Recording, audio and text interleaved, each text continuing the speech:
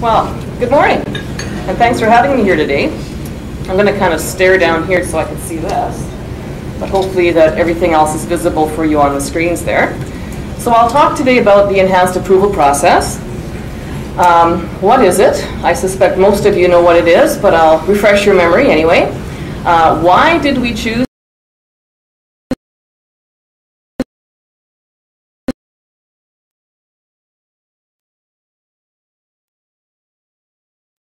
and what's coming up next?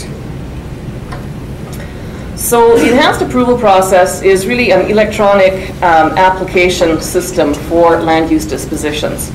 It was launched in September of 2010, and it was done in partnership with CAP. So it actually, although it was launched in 2010, there was a lot of pre-work that went into that. And I'm going to guess about 2 years worth of work in terms of designing what the process needed to achieve, some of the outcomes that we're after, a very, very detailed process. It does apply to only 4 disposition types, certainly at this point the 4. MSLs, which are mineral surface leases, typically well sites, LOC access roads, pipelines and pipeline installations. It applies to conventional oil and gas developments, and actually as of March the 1st, most if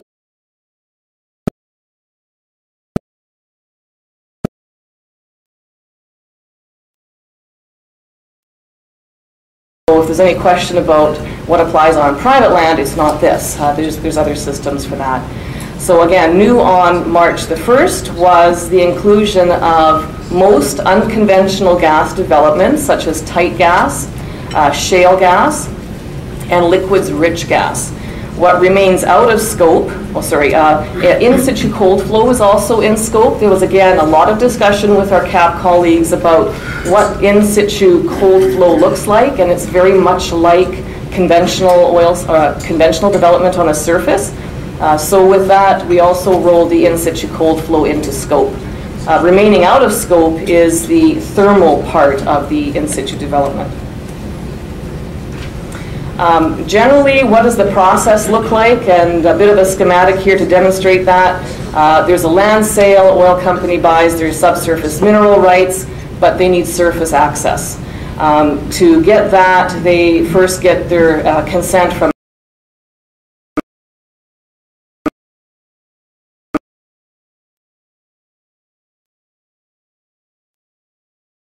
They look at our integrated standards and guidelines to see if there are conditions that would apply to their work, and they go through the landscape analysis tool. The landscape analysis tool is a fairly sophisticated piece of software that was developed specifically for this project that allows a company to log in, put in their site, and generate a report which would then tell them if that activity will meet the standards or not. And actually the company has to decide that. It'll print out all the standards that are relevant to that activity type. If it's a well site and you're in caribou zone, it'll print out that these are the conditions for a well site, these are the conditions around a caribou zone. If a company chooses to continue with that application, they will have to meet those conditions going in as a standard application. If they decide they don't want to meet those, they can still make that application as a non-standard and have a conversation with the field as to how to mitigate.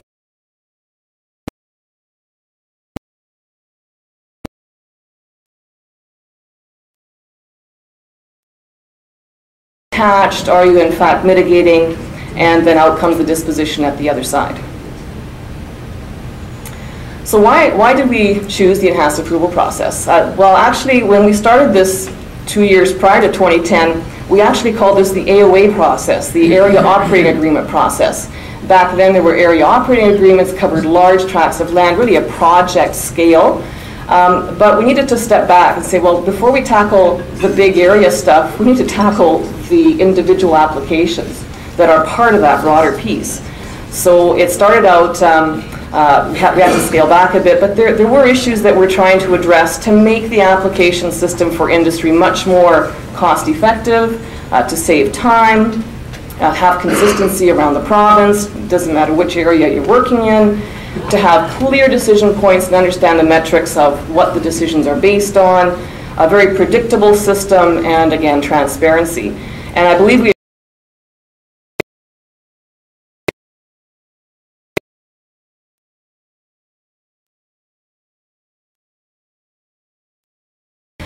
the system is mapped out, a little more complicated than the one I just showed you, but there is a chart that shows the various process steps.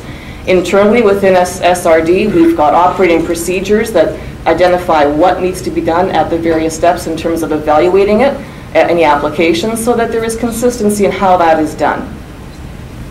And what were we after? Well, these things. So this efficient and effective process for evaluating oil and gas applications. It is fully aligned with the Public Lands Administration Regulation, which came out last September.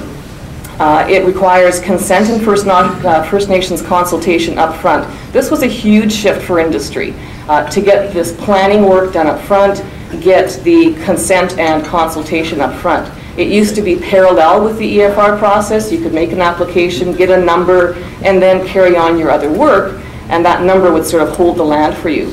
This system changes that very radically.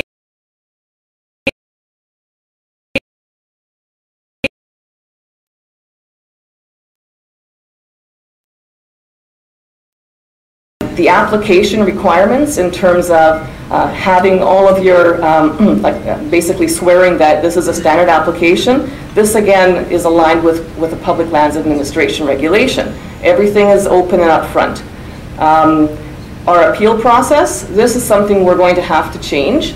The enhanced approval process, and I don't recall now if it's a public document, but there is an appeal process that we developed for the enhanced approval process because we anticipated that this would be required. PLAR trumps that, regulation trumps procedure, so we're looking at modifying that to be sure that we are in fact aligned with the Public Lands Admin Regulation. The compliance piece and enforcement, compliance assurance continues.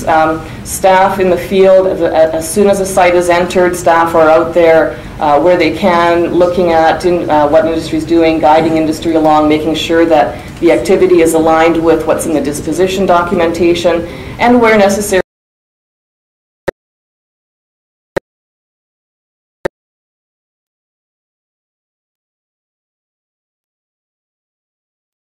of our work. So what was developed as part of all of this? So the system piece was the biggest piece. And it had to align with the integrated standards and guidelines that were developed. But again, it's an automated process. Industry can log in through the electronic disposition system. They can play on the LAT. You don't have to keep every landscape analysis tool report that's generated. You can play with that. Move your activity here, see what conditions pop up. You don't like those conditions, move it a bit and see what happens.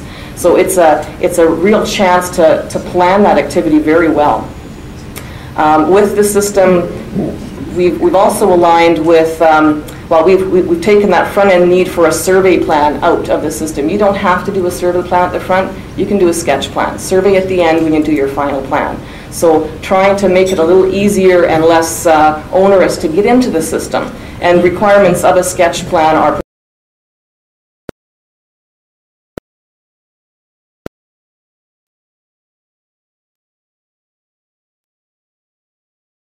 so a lot of this has been built into the system. The long-term disposition, within 4 years, if there's been no site entry 6 months prior to the 4-year expiry of that short-term disposition, the system will start emailing the person that entered the stuff. Now we're not there yet. We've only been in operation for 17 months, so there's been no notices coming out yet. But the system is smart. It'll say, hey, you haven't entered, you've got 6 months left. And then 3 months later, you haven't entered, you've got 3 months left. And at that 4-month window, or the 4-year window, that disposition will automatically be canceled. So what's happened here is we've shifted from an EFR with unapproved consultations and whatever sitting on the system, holding up the landscape. We've gone to a system where we've given industry 4 years to build, and after that we release it back. So there's a reasonable amount of time, I think, that 4-year window to undertake the activity and then carry on.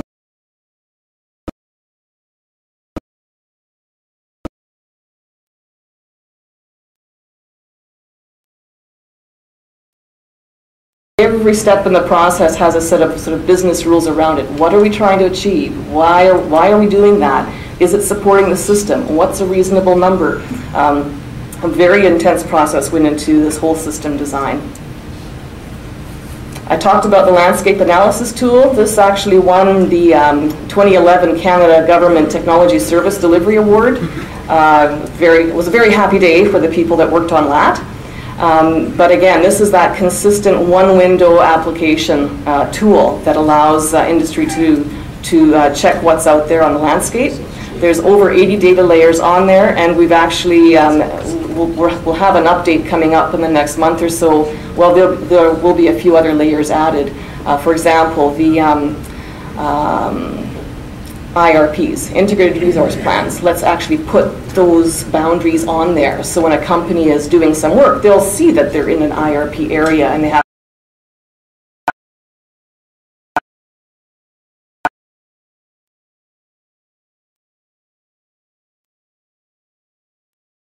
those. So things like that are going in that continually improve the process. There's other opportunities to make improvements here. One step at a time. It takes a lot of work and a lot of effort to align these things, and we'll get there. It's just one step at a time.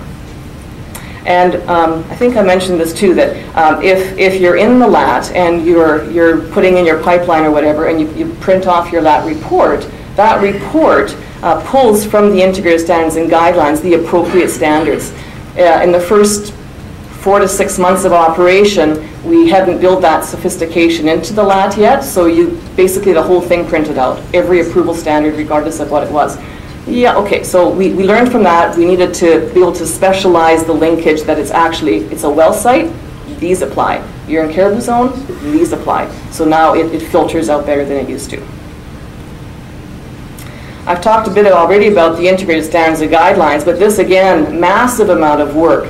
When we started this, 2008, we got again a CAP and the government team together, and we asked the department to give us all of their guidance documents, standards that tied to public land. There was a pile of them. It was about 600 different pieces of documentation that we got.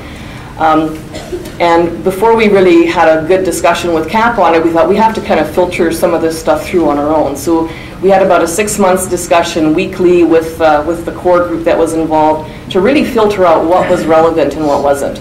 And we ended up with the Integrated Standards and Guidelines, which is really 4 documents today. It's an upfront pre-application document. What do you need to know before you go on the landscape? And that talked about things like how we define roads, what's an ILM plan look like, what survey requirements might there be. So these aren't regulated bits, but they're important pieces of information for industry to know. Then there's approval standards. Approval standards are those things that industry may choose to follow or not. So things like 100-meter setback. Well, what if your well site needs to go within 50 meters? Well, you still are bound by that standard. You're not bound by the standard. You can do an application as a non-standard. So you want to build, you understand there's a setback, you're going to go non-standard and negotiate with the field what you might need to do to mitigate that particular thing. So an approval standard doesn't cut off industry work, it just requires more mitigation. And they are designed around land, water, wildlife, key features, and they really speak to size and timing and so on. The operating conditions are not negotiable. Those are things like you won't put a well site in a lake.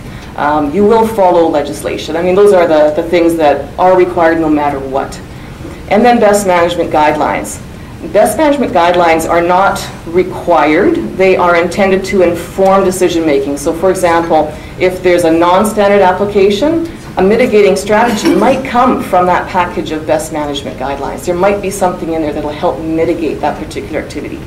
Now, going forward, part of the process improvement here is we're going to put all these together into one document. We've had 4, which is it's nice and it's contained in small packages, but if you want to look for information on land, you've got to go through 4 documents to find it.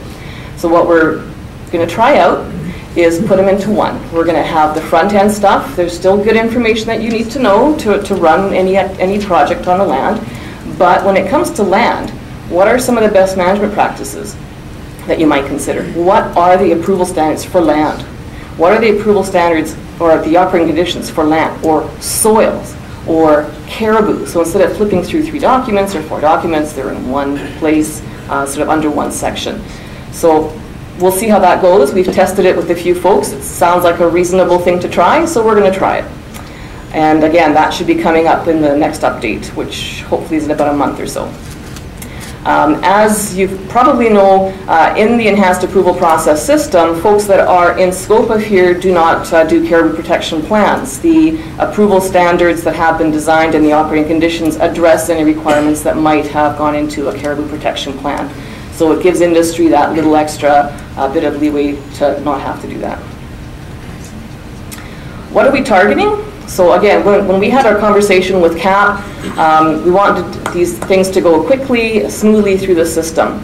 We're targeting 85% of applications to go through as a standard application. So we're hoping industry will look at those standards and say, yes, I can do that, and they go forth, and they do. And we also anticipate a 5-day turnaround of those. For a non-standard application, of course, the balance. So if you can't make the standards, we thought, well, maybe 15% of industry will go non-standard. And when we designed the approval standards, we didn't just draw numbers out of the air. We looked at what was the industry footprint looking like. What's the biggest footprint we might expect for a particular activity? What's the smallest? And that's how we came up with the metrics that are in the standards and guidelines. So we want industry to be able to achieve these standards. So we've got targets. What does it look like? Since September 1, now these numbers are up to, it doesn't include April, I think it's up to the beginning of March, so including February. Since September, since launch, we've had almost 12,000 applications, probably today for sure by 12. About 7,700 have actually gone through. The balance are rejected. So if things come through the system and there's errors in it, or they're not meeting the criteria, the administrative and technical review will kick it out of the system. And then those have to go back and get redone, or the industry might choose to just drop it. So about, what is that, closer to 3,500 have been rejected. But of the ones that have come in, 81% are standard. So again, we're targeting 85%. Okay, since we started, it's 81. But of all those sites entered, almost 2/3, or sorry, of all those applications that have been issued, the dispositions, almost, well, 60% have been entered. And that's good news. In the first 6 months of this process, a year ago, we thought, man, we were issuing all these dispositions. Where's the activity? It is happening. It just takes time for industry to get everything in order and get it onto that landscape. So with 60% of those entered, that's great. So I mentioned for standard applications, we're expecting a 5-day turnaround. Well, we're reaching that maybe 3/4 of the time. But certainly the 8-day turnaround, we're achieving 97% of the time. So it's pretty good. Yes, there's room for improvement, but it's good. But then you've got to remember that other things happen too. We had the Slave Lake fire last year. A lot of people got pulled off existing duty to help support that. Not that that's an excuse here, but things happen. Things happen. So we're trying to target these turnaround times, and we do the best we can. And again, keeping in mind that through the previous process, the environmental field report process, this took 2 or 3 months. So to even get something in 8 days, we haven't heard a lot of squawking about that. Non-standard applications, again, the ones that that don't meet the approval standards, we target a 20-day turnaround for those. And again, about 80% of the time we're making that, but certainly 95% of the time we get those out in 25 days. And part of the issue here is some of those take a bit longer negotiation with the field. Okay, so if it doesn't happen in the 20 days, it'll happen when the agreement is reached with the field and with the industry. The communications piece, when this was launched back in September 2010, we had web material available, the documents available, but we didn't at that time have anything really hands-on, like face-to-face orientation with industry. But we learned very quickly that we needed that. So in October and November of 2010, we had face-to-face orientation sessions in Calgary, Edmonton, and Grand Prairie. About 600 people showed up. They were mostly land agents, but some industry reps were there as well. Since then, we've also launched, this was about June of last year, a training video. It's an adult learning training video. So we hired some very professional contractors that produced adult education material. And this is a top-notch piece of training. I'd certainly encourage you, if you haven't seen it, to go and have a look. We've got that on site to guide people through the application process. We've got our manuals, everything's online. And there's certainly, as you log into the message board, there's information posted there regularly of updates. We're trying to keep that very up to date. And we're also working very closely with our partner ministries, so energy, environment and water, tourism, parks and recreation, and culture and community services. There's future opportunities here to bring other pieces of work into the enhanced approval process. For example, from culture and community services, the historic sites piece cannot be built into LAD, the location of some of these historic sites.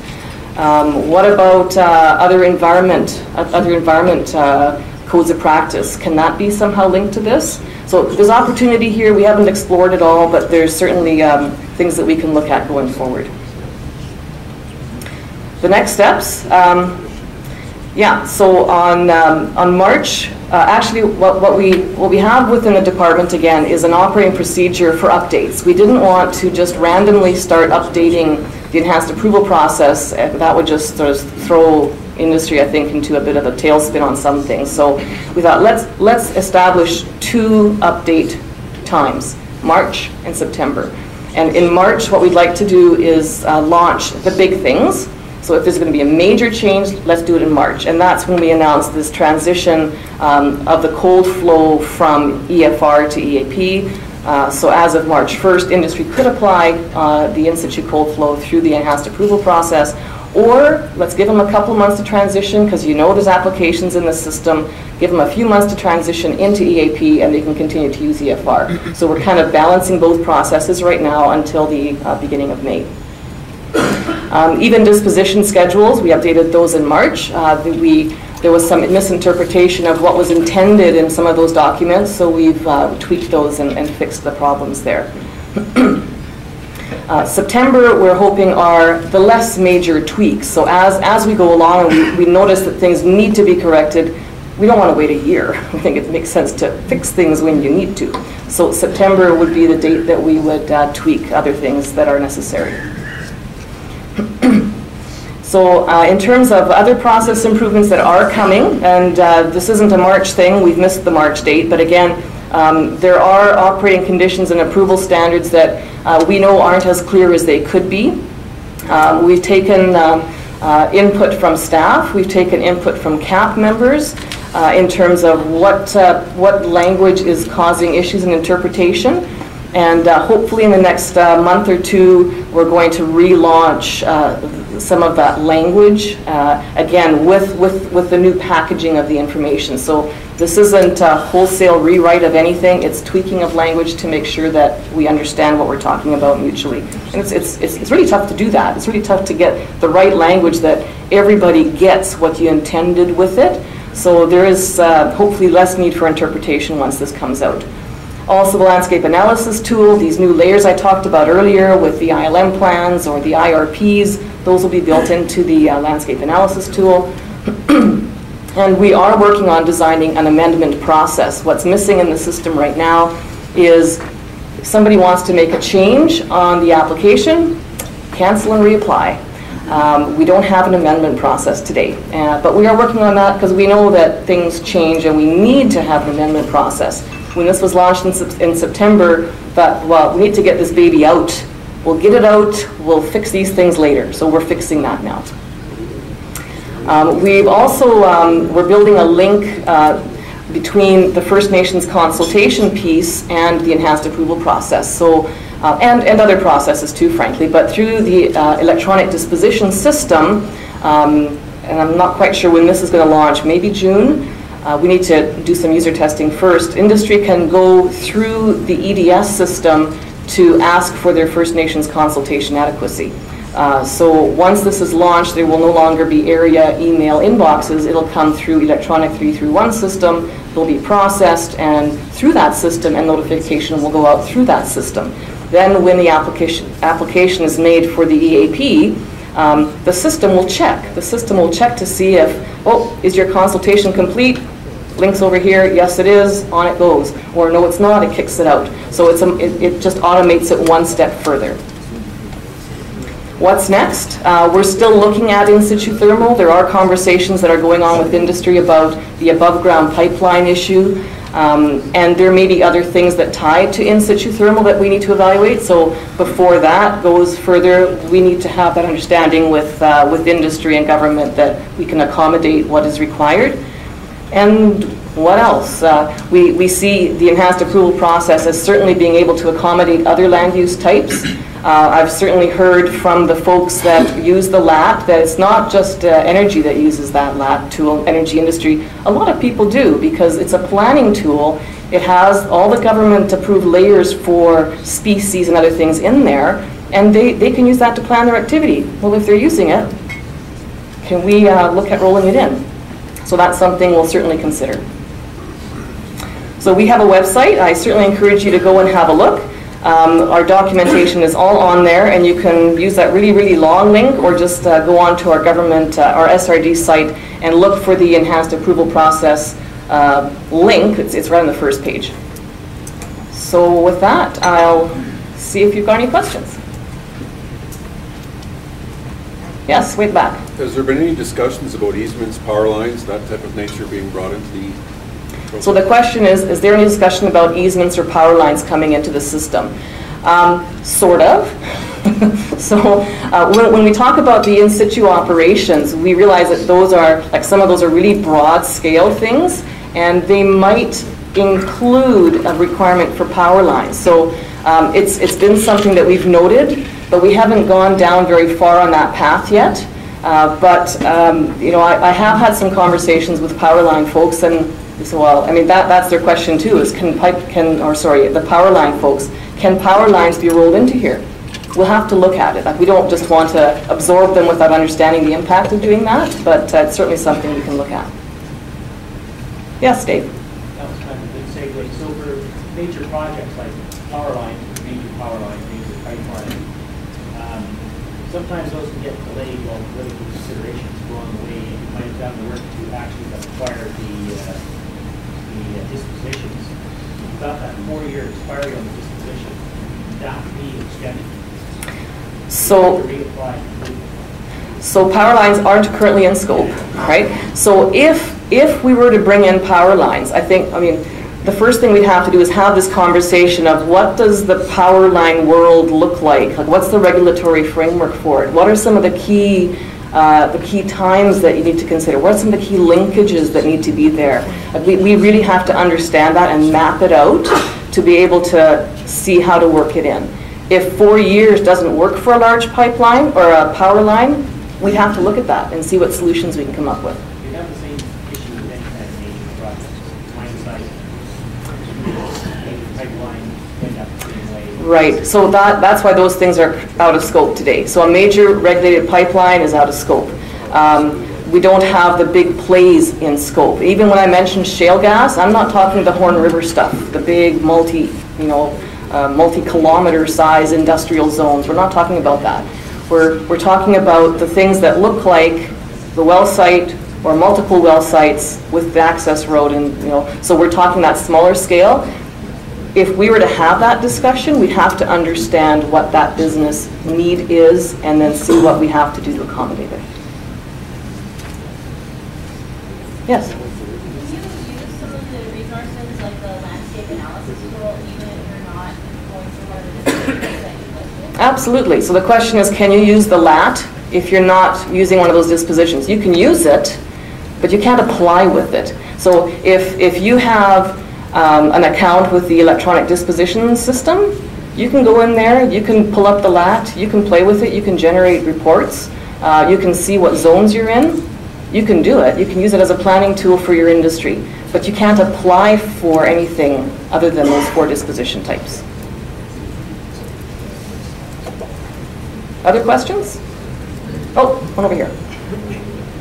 Talking further on the 4-year time frame, if after 4 years there's no entry, does it automatically cancel? Yes. No, so the question is, what happens after 4 years when the disposition expires? If there's no entry, the disposition is canceled.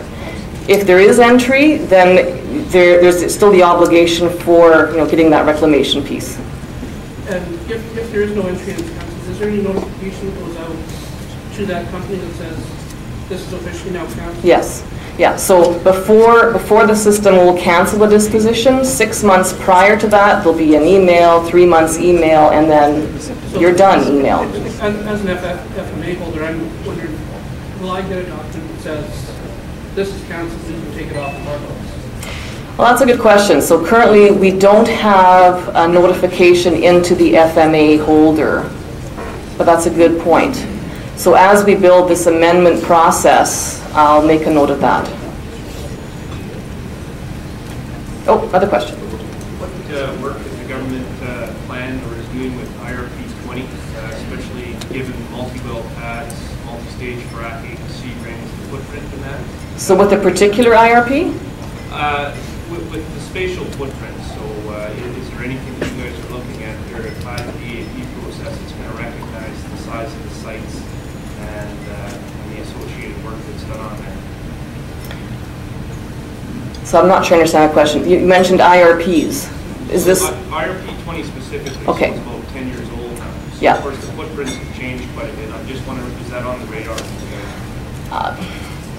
IRPs are only being built into the enhanced approval process as far as sort of their boundary goes, and then what exists for the IRP continues to exist.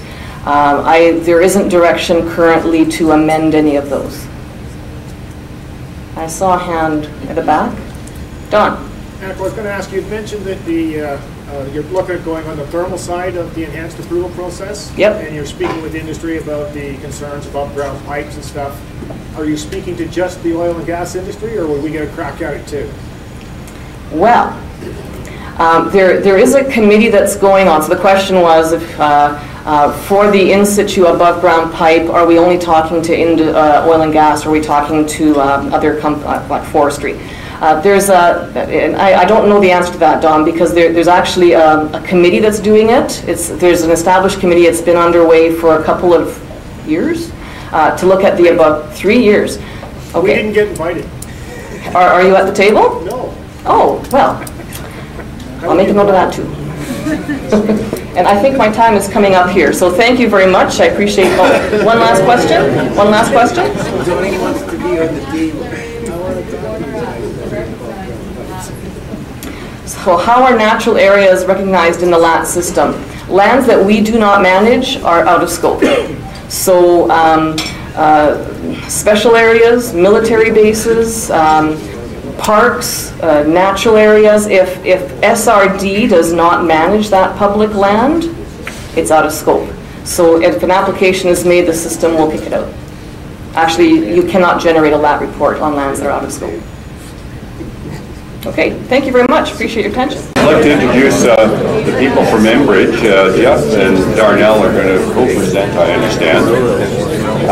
And the other announcement is that there's a microphone for question period that can be run around, so that that's the person to talk to right there. So Jeff he's currently the manager of lands and right-of-way with the Canadian projects with the Enbridge pipelines. He has a Bachelor of Arts degree from the University of Alberta and has a law degree from Dalhousie University. So he's originally practiced law in Edmonton, and then he became legal counsel for Enbridge and is now the manager for the right-of-ways in 2006. Darnell, he's currently the senior land and ROW specialist. I'm not really sure what right-of-ways. Okay, specialist. I'm not even working for the government. I'm not good in acronyms. Sorry. You almost need a dictionary sometimes working for the government. So he's working with Enbridge based in Edmonton, and he's responsible for negotiating and acquiring land rights. So of course this follows right in with the LAT program. And he graduated from the Northern Alberta Institute of Technology with a diploma in forest technology in 1983, and holds some certificates. And so he's worked with government and private industry in forestry, regulatory management, and land management in Alberta, BC, the Yukon, and the Northwest Territories. So I'd like to welcome Jeff and Darnell. Thank you. Get this started.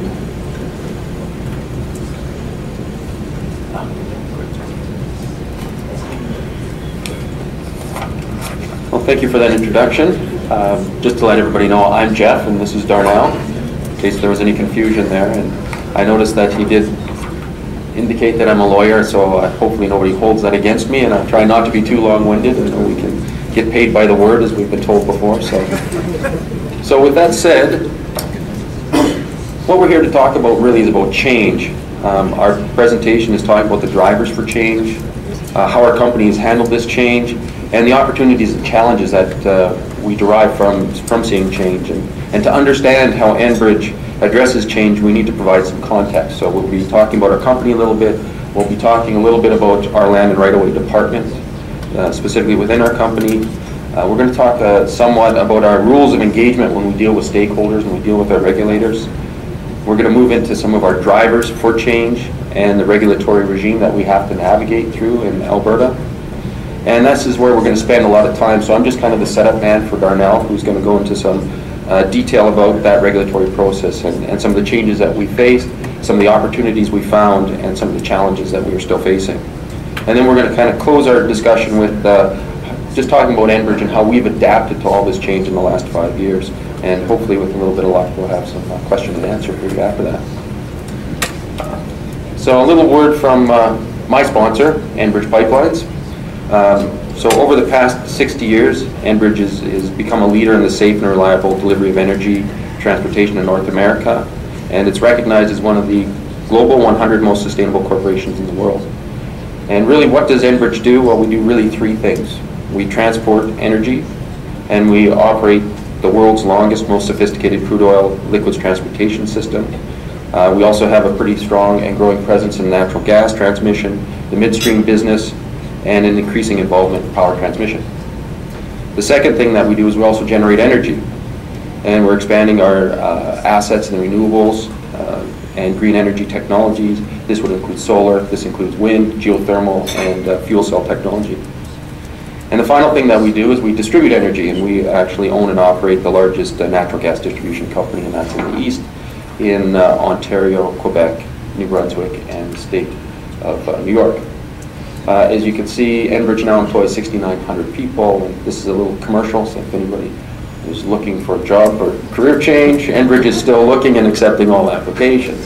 We are still growing. We have a lot of projects ahead of us and a lot of hard and heavy lifting to go. So the focus of my work here in Enbridge is within Canada, and primarily it's with respect to the liquids pipeline, so that first piece of the puzzle. And Enbridge is generally regulated by the National Energy Board, and it's regulated by the National Energy Board, or the NEB, when it's dealing with assets that cross provincial lines or federal boundaries. But we also have assets that are just wholly within the province, and when that occurs, then we're governed by that province. So in particular with Alberta, we have assets that are just specifically within Alberta, and we're governed by the ERCB in that case. Now for lands and right-of-way, regardless of whatever that regulatory regime is, our department is really concerned with the acquisition of our land rights. And we want to support the construction, the operation, and maintenance of our pipeline assets. And we generally acquire these rights through the execution of easement agreements, or for dealing with Crown lands in Alberta, through the execution of pipeline agreements with the province. And the rights that we acquire are really to maintain a right-of-way. And in our case, we generally have a right-of-way of 18 meters to 36 meters, and depending on how many pipes that we put in. And so the focus today is going to be about really that intra-provincial pipeline process, that ERCB / SRD process. So with that, you know, I kind of painted the picture, and I wanted to kind of discuss the role of the Land and Right-of-Way Department. And it's kind of we put this up there because sometimes it's a little bit of a black box. They come to us and say we need land rights, and at the end of it we spit out these land rights, and we want to kind of explain how we get there a little bit. So the function of the group that I'm responsible for is to provide support to our project teams. And for us, a project is any new pipeline, greenfield pipeline, or any acquisition of existing pipelines. And the kind of support that we provide for them is we provide land acquisition, we provide land access rights, we'll negotiate rights with landowners and regulators. We will also help with the regulatory application support and any resolution of damage claims. And for Enbridge, the way we operate our projects is a project-centric model. So what we end up doing is we build these project teams, and then we feed resources into that project team, and that project is responsible for whatever they're building. So for us, we had a North pipeline project from our Cheecham terminal up to north of Fort McMurray. We had a specific project just to build that pipeline. But then we also have several other projects going on at the same time, and each one has their own specific project team. So you can imagine you have all these project teams within a company like Enbridge. Each one is competing for resources. Each one has their own specific goals in mind. So the role of our department is really to be a governance type role, and to make sure that each one of those projects, when they're acquiring land or dealing with land rights, they do it in a consistent manner. So this really becomes great significance when, for us, we have, as I said, a multitude of projects, and they're being simultaneously executed all across Canada. Just to give you a little example of the projects that we're currently working on, so we have our Woodland project, which is from Fort McMurray basically down to Edmonton. Our North project I talked about. We're expanding our Wapasu pipeline. We're twinning our Athabasca pipeline. We're working on our Northern Gateway project, which is the gateway pipeline to go from the Edmonton area into the west coast. We're also dealing with green energy. We have our solar projects, our wind power projects in Ontario and Alberta. We also are building a power transmission line between Alberta and Montana. So you can see each one of these projects has a project team and competing interests, and we are responsible for those land rights for each one of those. So how do we govern all these different projects? Well, we have what I've been calling these kind of rules of engagement. And these rules are really encapsulated in three main documents for Enbridge. One is our Statement on Business Conduct, one is our CSR, Corporate Social Responsibility Policy, and the final one is our Aboriginal and Native American Policy. And these documents are publicly to our stakeholders and to our regulators, and how we will deal with them, so that when our regulators and stakeholders deal with Enbridge, they know what they're getting and what they can expect. And it's probably best encapsulated in this Statement on Business Conduct. So I've just kind of underlined the key words here. So when we're dealing with our landowners and regulators and Aboriginal organizations, we have an obligation to deal with them in an honest, fair, courteous, respectful manner. We shall conduct ourselves with integrity and due regard to the protection of the interests involved. So the intent of that is to say, regardless of what project you're working on, when you are working with Enbridge, we are going to make sure that we operate with these points in mind. And I'm not going to go into the CSR policy or the Aboriginal and Native American policy, but we've extracted out the kind of the key points that basically say the same thing. So we say it in different ways, but in those three documents, but it's really the same message over and over again. So with Enbridge, now they kind of painted this little picture for you. During the last 5 years for Enbridge, we've had to adapt to a lot of change. And lands and right-of-way hasn't been spared from that adaptation. And really these changes are driven by internal forces within Enbridge as well as external drivers outside of our company. And internally we've seen just an unprecedented growth in the size and number of the projects, and just the handful that I've just told you about are just the projects that we're executing today. And there are still some other ones as well, but that doesn't go into the large number that we have that are in development that I can't talk about yet. Hopefully soon. So we're dealing with just the number of projects. Each one of those projects, every time it's announced, it wants to be the first to market. The sooner they can get to market, the sooner they can start realizing some profits on those assets. And then you have these large number of projects out there.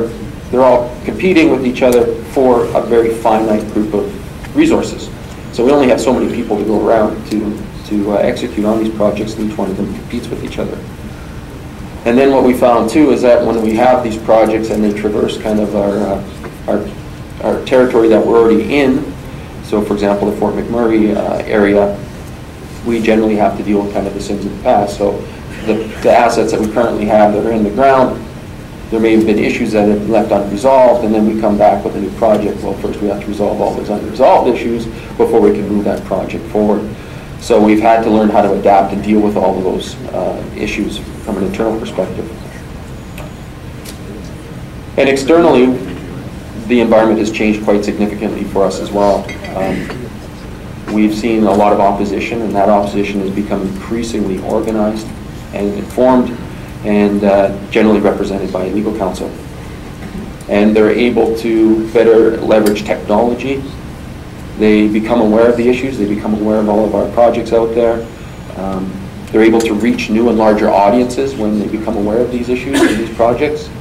And they can communicate with each other as well as larger audiences in real time using a different number of forums that weren't available for before. Again, example is just the social media, with the Twitter, the e-blasts, the Facebook accounts, all that type of stuff. And then we've just found there's just been a tremendous growth in oil and gas sector. So we assist that sector. When it grows, we grow. As a result, that's put stress on our company, but it's also put stress on the regulators who we have to get our approvals from. So every large oil and gas project that's out there, and we provide a pipeline to it, now we have to go back to our regulators and seek approval. So the more projects we have, the more projects they have to deal with. And this is really, I think, what's driven a lot of these changes, like what we've heard before in the EAP, or the Enhanced Approval Process. So now that I've kind of set the stage of where we are and how we kind of got there, I'm going to pass it over to Darnell to bring it home. Thank you. Well, good morning. It's kind of a nice little homecoming.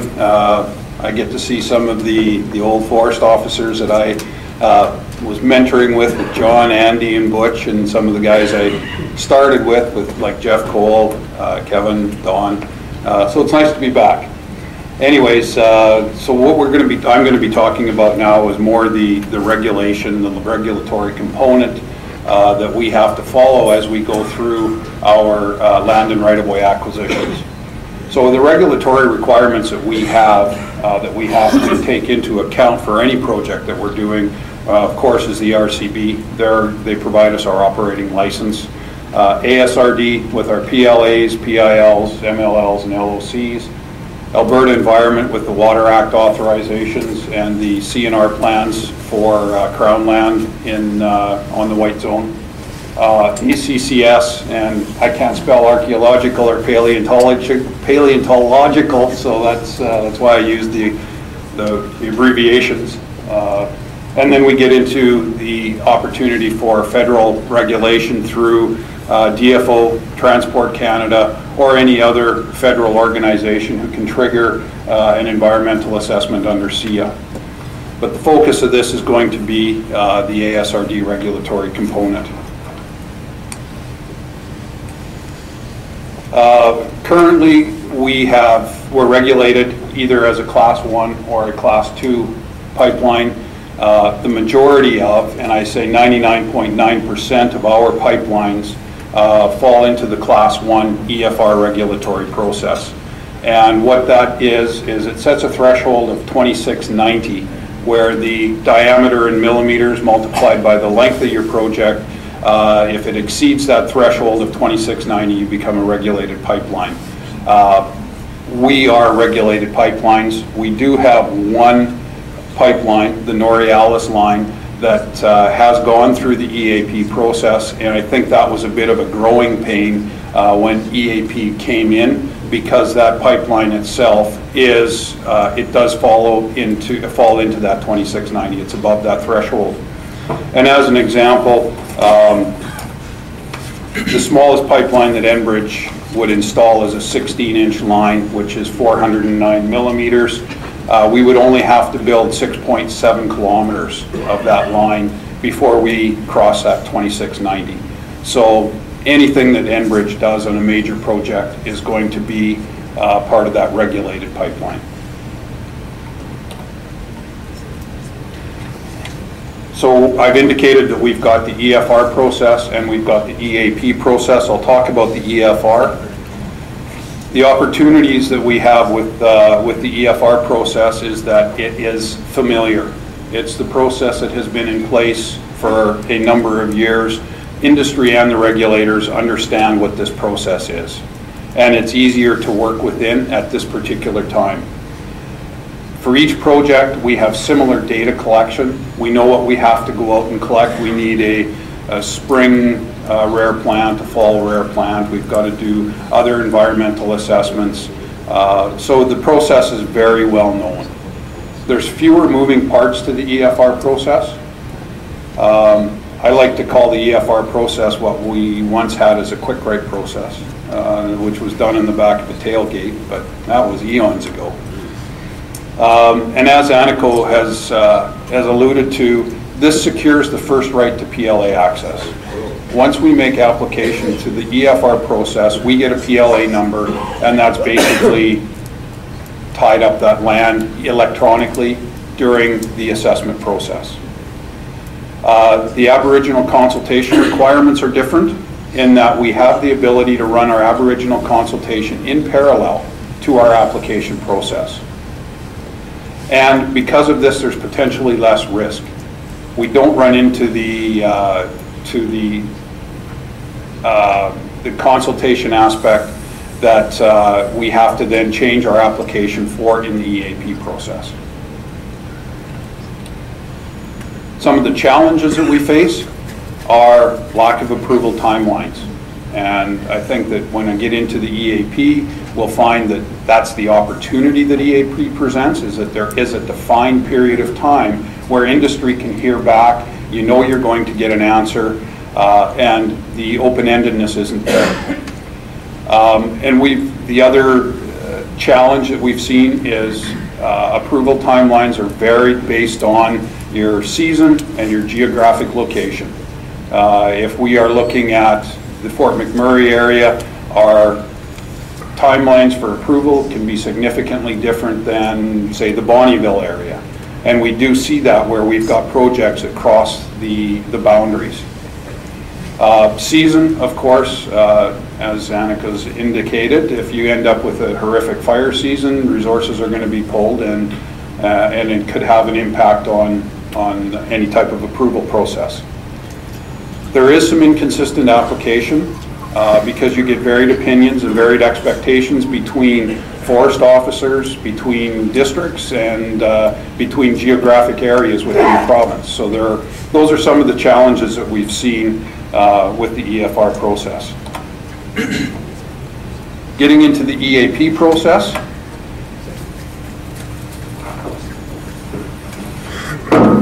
Whoops. As I indicated, we do have experience from the Norrealis project in EAP. And a lot of what I'm going to say is going to echo what Anniko has said. It's consistent. We have defined steps and inputs. The expectations are there. They're laid out for you through your LAT report, through the operating conditions, through the guidelines. It's responsive. There's the timelines that have been established for your standard and non-standard applications. We know we're going to get feedback within a specific and defined timeline. It's predictable. The EAP guidelines and conditions are prescriptive enough that they clearly outline the ASRD expectations. And that's key. We need to know what we're getting into when we make those applications. There's the access to the online planning tool, the LAT tool, is valuable in that it sets up our restrictions and conditions up front, and there's no surprises to us, versus the EFR where we could end up with surprises. It appears that there's going to be an appeal process.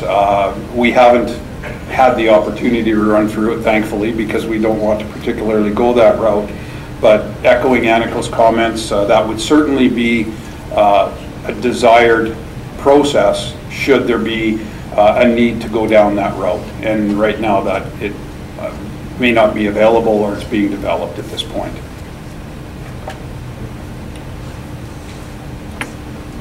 Some of the challenges that we have are the application to the differing geographic locations. Some of our projects run from north to south, from Fort McMurray down to Hardisty. So we have those geographic challenges. We have encountered a hybrid process where we apply under an EFR, but the EAP conditions are trying to be applied to our permit applications. As the EAP process continues to be refined, there's a lack of understanding from industry's point of view, as well as the regulators. It's a big change, and we recognize that that is a big change from what has been done historically. We have challenges related to our Aboriginal consultation in that prior to application through EAP, our Aboriginal consultation must be completed. We've heard from First Nations that that causes some problems, and it causes problems from an ERCB point of view, where we've had to split out and determine that there's two types of First Nations consultation. So that creates some hardship. The operating conditions are not negotiable, but they're not necessarily set for every condition, or for every circumstance, sorry. And I'll give you an example. Roach height after winter construction can only be 30 centimeters. We know that in areas of Fort McMurray, that with the big chunks of muskeg that we take out, if we cut it to the 30 centimeters, we're going to end up with some type of channel that's formed through subsidence. The next condition says you shall not channel drainage down your right-of-way. So we're kind of being set up for failure by trying to apply some of these conditions that may not be necessarily developed for the north. So what we have to do is we have to manage change. And these are some of the lessons learned that we've taken through our project development. Number one, we have to maintain close communication and alignment with the forest officers. We've got to keep the forest officers apprised of what our plans are, what our projects are, any changes to those. We have to share that information.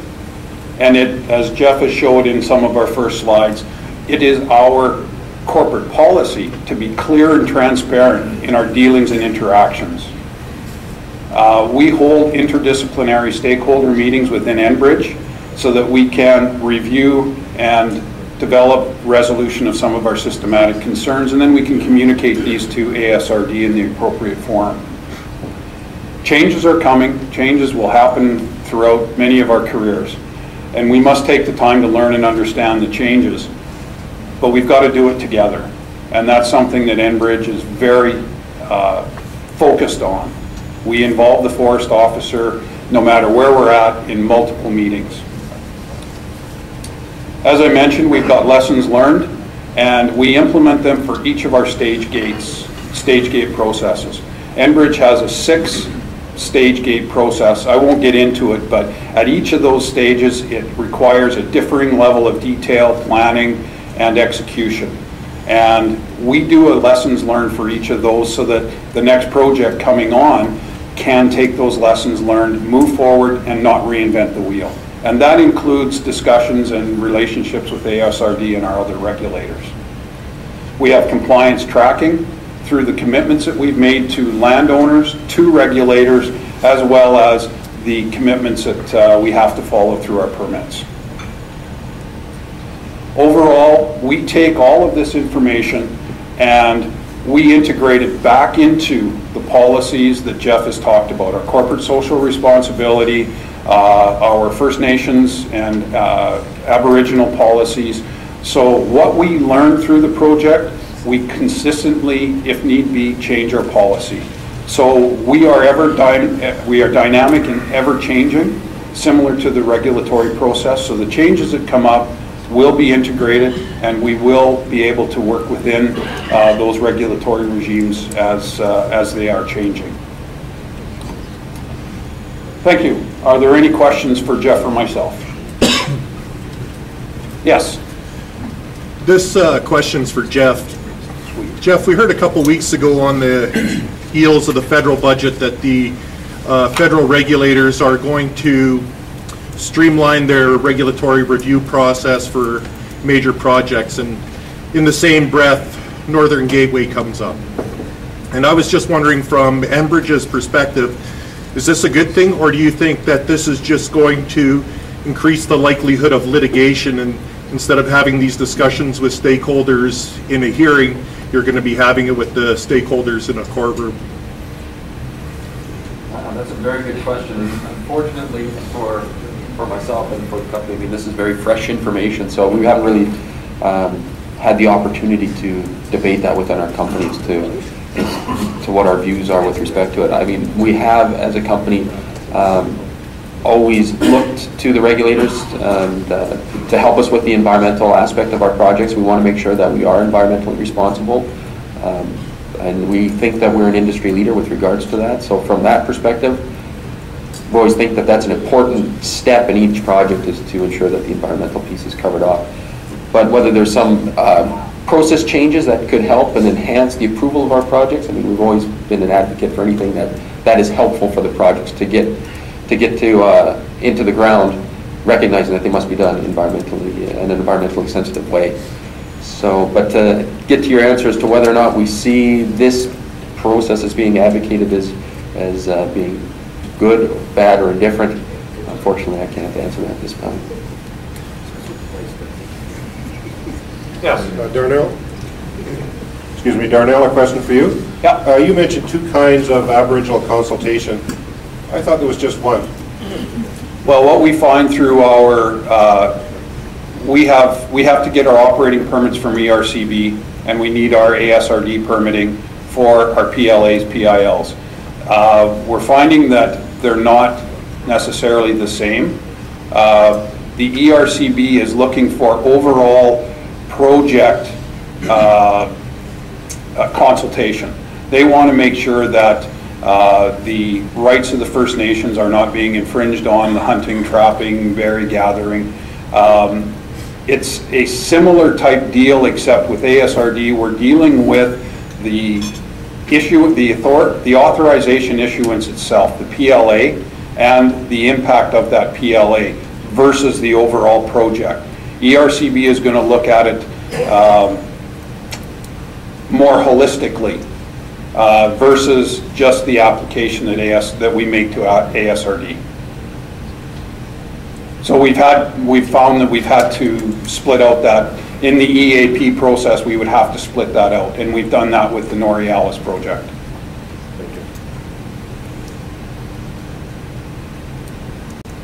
Thank you. Of the industry itself. I'll talk in terms of what I call the triple bottom line of energy security. Canada is has the third largest oil reserves in the world. It's the #1 supplier of crude petroleum and natural gas to the United States. In terms of economic growth, Canada and the U.S. share the largest trading relationship in the world. But Canada has the opportunity to tie into international markets, particularly Asia. And thirdly, the third pillar is environmental sustainability. Resource development must be done in an environmentally friendly manner.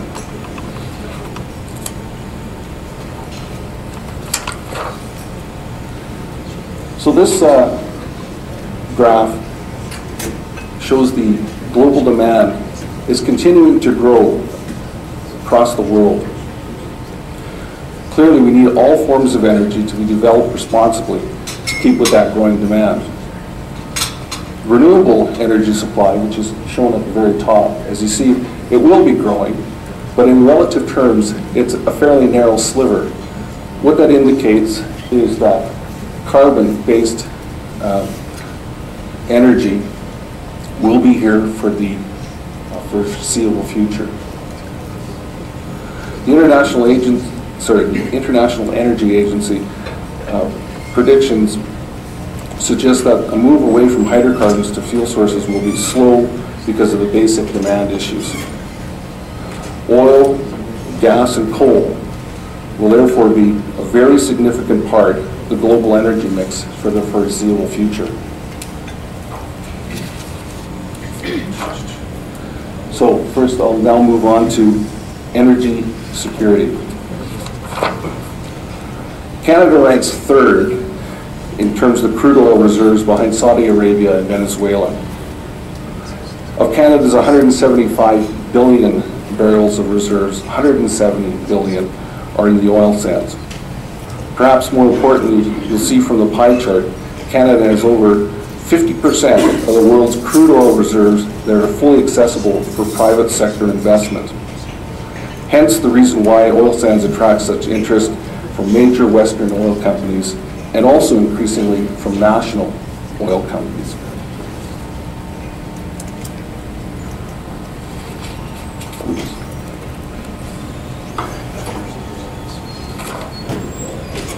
This slide just wanted to differentiate between the two types of production from the oil sands. As you're likely aware, that 170 billion barrels of reserves we're talking about, 20% are mineable and 80% are drillable or from in situ. In terms of how that relates to Canada's overall supply forecast, it shows that oil sands production is expected to double over the next 15 years from 1.5 to roughly 3.7 million barrels per day, with the in situ increasing proportionately more. And as you can also see, conventional oil and gas will remain about the same or reduce a little bit.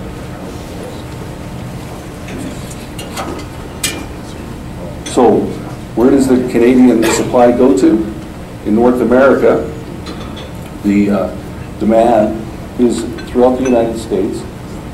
The relative bubbles that are shown there show where crude oil is sourced from various places. And Western Canadian crude is shown. Where you see down below in the pad 4, down in the Gulf Coast area, right now there are a lot of imports, which are have been historically predominantly from Venezuela and Mexico. Those volumes are decreasing, and thus there's an opportunity for Canada to backfill those volumes, thus i.e. the Keystone Pipeline. As you can see, the largest draw for Western Canadian crude is in the U.S. Midwest and the U.S. Gulf Coast. This slide shows the oil pipeline infrastructure in place and proposed in the United States. Pipelines, of course, are an efficient method of transporting large volumes of crude oil across land. The Keystone XL expansion, if approved, would provide ample capacity to traditional U.S. Midwest markets and onwards to the U.S. Gulf Coast. Based on total refining capacity of almost 18 million barrels a day, the United States is the world's largest oil market. The U.S. demand for Canadian oil supply is expected to increase from today's supply of about 1.8 million barrels a day to reach about 2.7 million barrels a day in 2015.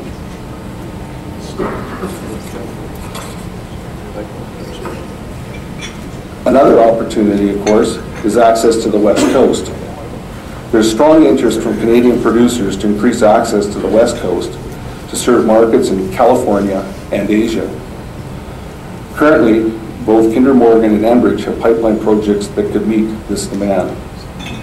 The current capacity through Kinder Morgan is about 300,000 barrels a day. The Enbridge Gateway hearing began in January, and the decision won't be expected till 2013. The proceeding has, as you probably heard, well over 4,000 interveners as part of the process, and each is being granted the opportunity to be heard.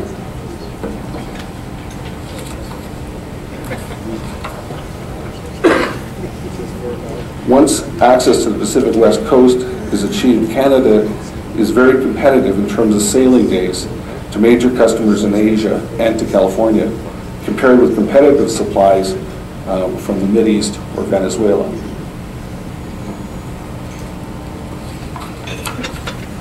So, touch on natural gas just a little bit. Over the past decade, through technological, excuse me, actually if I could get a glass of water, that'd be swell. Thanks, Cheryl. Anyways, through technological advances, natural gas supplies have more than doubled from about 390 TCF to a range of 700 to 1,300 TCF as resource assessments continue. And of course, that is predominantly because thank you, Sean, through the advances in technology and shale gas development.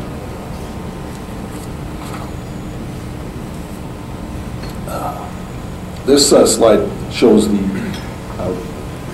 existing and proposed natural gas pipeline infrastructure and how Canadian supplies could access both Canadian and U.S. markets.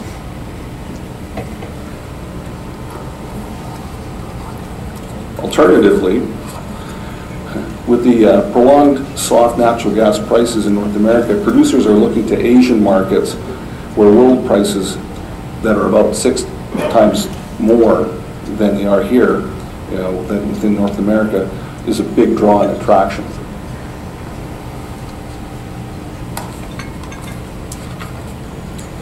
So the third important pillar, not only is it energy, the economy, it's the environment. I think it's helpful to kind of put things into perspective when we're talking about environmental impacts from the oil sands. Canada contributes about 2% of the world's greenhouse gas emissions. That's shown as the thin sliver in the pie graph on the left. The oil sands contribute about 6.5% of Canada's total emissions. That's the green pie on the right-hand side. Put another way, the oil sands contribute about 1/1000th of the world's greenhouse gas emissions. So, when Canada's production increases, even without technological advances, greenhouse gas emissions from the oil sands are not significant on a global scale when compared to other large contributors such as from China, Europe, and the United States, which are shown in the pie graph on the left in green, yellow, and red.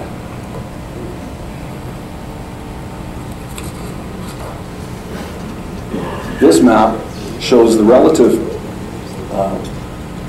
impacts of greenhouse gases as compared to the oil sands.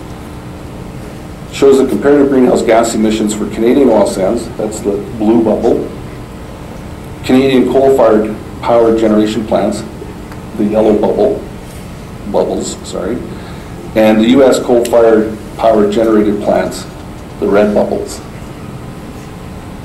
So it just kind of puts things into perspective. Similarly, here's a map showing the same kind of idea in Europe. The bubbles speak for themselves. These comparisons are intended to put the greenhouse gas emissions into perspective. They're not a justification for disregarding environmental stewardship and responsibility. On that front, the oil sands industry has, through continual advancements in technology and energy efficiency, reduced the greenhouse gas emissions per barrel by 29% since 1990. How? Well, through energy efficiency, using less energy input, reducing energy waste and losses, and capturing waste heat, as well as through cogeneration. Cogeneration produces steam and electricity from a single source, and because cogeneration plants are sized according to the oil sands facility steam requirements, there's often more electricity produced than required. The excess electricity is sold in the grid, meaning less natural gas and coal is needed to use to generate the electricity. Cogeneration in the oil sands provides approximately 18% of Alberta's total electricity supply. In addition, there's other opportunities through the carbon capture and storage, most effective for upgraders to reduce our carbon footprint. This graph is the wells to wheels greenhouse gas. It's a comparison of the requirements, the GHG outputs, depending on the crude types. Canadian oil sands is shown as the third from the left. So energy is required to heat the oil sands to enable production. Greenhouse gases are released. While some other crudes do not require as much energy input, on a relative well-to-wheels basis, greenhouse gas from the oil sands are comparable. According to IHS CERA, the emissions on a well-to-wheels basis of refined products from oil sands are about 5 to 15% higher than the average crude consumed in the United States. But the average amount of steam used today is about 14% lower than the original operations that started about a decade ago. Technology is expected to improve, enabling greater efficiency and lower greenhouse gas emissions. The chart also shows that the biggest contribution of greenhouse gases is fuel consumption. That is, ultimate consumers driving their cars. Changes in consumer behavior would have a big impact on reducing greenhouse gas emissions.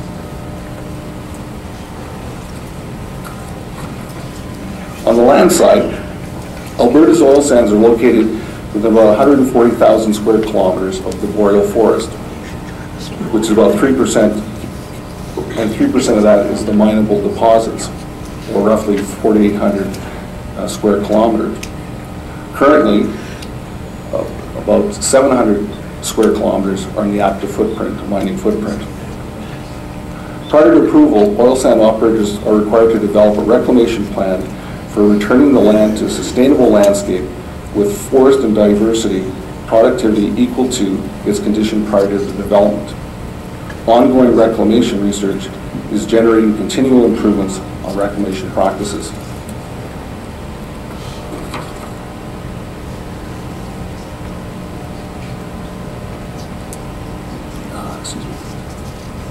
Surface mining creates tailings.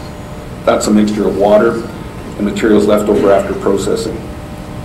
Under government directive, all tailings must be reclaimed.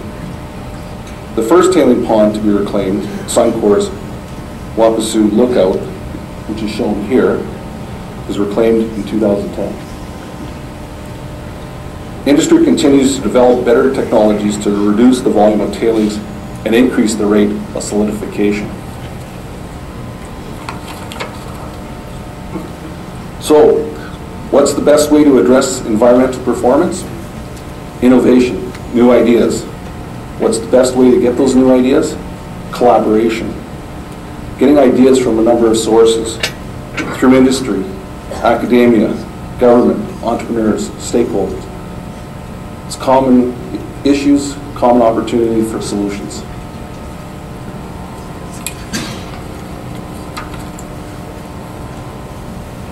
You may have heard recently of the formation of a new organization called the COSIA.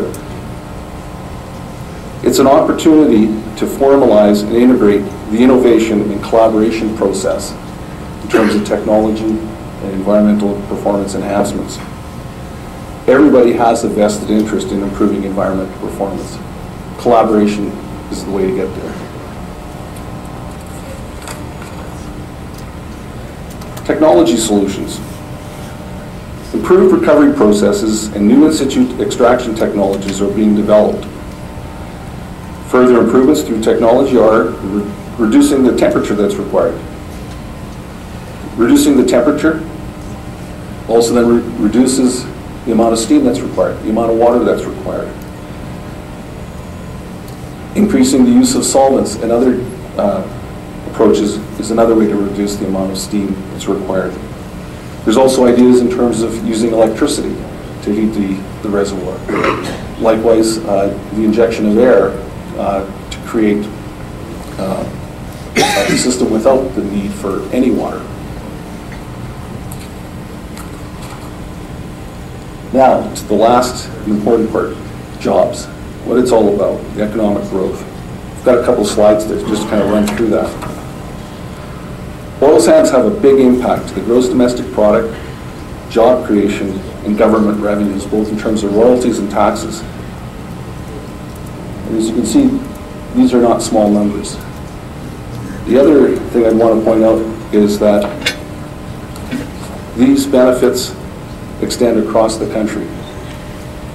This is a forecast of the benefits that can extend across the country. And in particular, I just wanted to point out that from a supply chain management perspective, both Ontario and Quebec contribute goods and services that support the oil sands.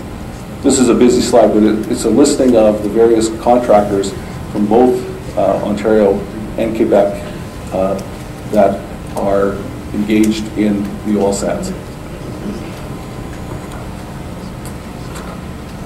So in summary, the oil sands provide energy security, they provide jobs, economic growth, while being developed in an environmentally responsible manner. They are continuing to improve the environmental performance through innovation and collaboration. So that's the end of my presentation. Are there any simple questions? If there are questions, please wait until the mic comes so everybody can hear. The people at the back are having trouble hearing the people at the front. So,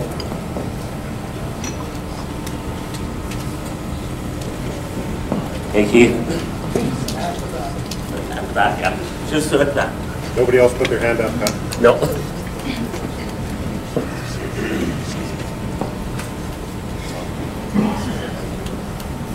Thank you very much for the presentation.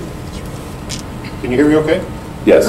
I had a question here. Would CAP prefer to deal with the devil they know and the PC government, or would they prefer Wild Rose? And the devil they know. You know I'm not going to answer that. I suspected that. I was kind of baiting things. Yeah. Take care, honeycomb. It's the first meeting she's walked out on me on. But any other questions? Yeah, I was just wondering if you could comment on, when you get back to the shipping raw bitumen down to the States for upgrading and stuff, as opposed to upgrading it here in terms of jobs. Can you comment on that part? Upgrading, I would say, like other aspects of the sector, it's market driven. Where does it make the most sense for the activity to take place?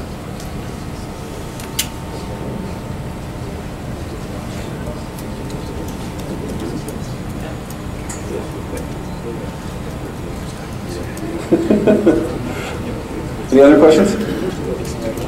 Otherwise, thank you very much.